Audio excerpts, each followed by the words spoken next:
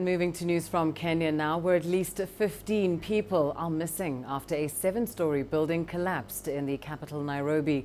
The Red Cross says emergency response teams are at the scene at the eastern suburb of Kware, Embakasi. Officials say the building had been vacated as it had reportedly been illegally constructed. Now, last year, 49 people died when a building collapsed during heavy rains. Residents say cracks started to develop in the walls of the building earlier this week. But 1 week ago. This building had shown signs of collapse 1 week ago. We started seeing some huge cracks from below, but it was plastered off and we thought the repairs had been successful. But yesterday, we discovered huge cracks by the staircase, and by 7 p.m, the building had sunk and people just took off. Well, let's get to the very latest now from the scene of that building collapse. CGTN Soni Methu joins us live from Embakasi in Nairobi. Soni, just give us an idea of what is happening right now at the site.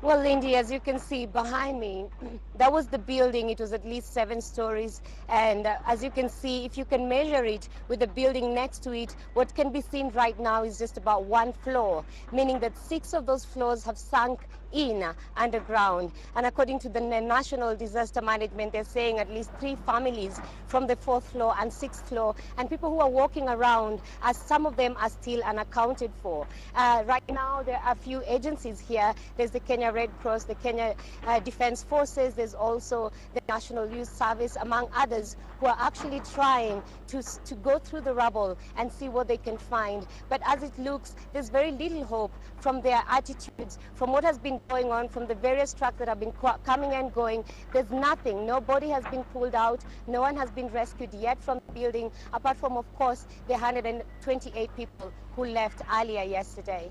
And we understand, of course, that the building had been declared illegal. How is it then that there were still people in the building when it collapsed?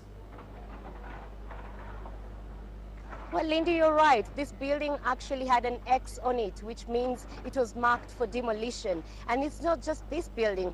According to the government, at least 30,000 buildings in these areas are marked for demolition. As you mentioned rightly, just last year, many people died and little has been done since then. There are very many buildings still marked X.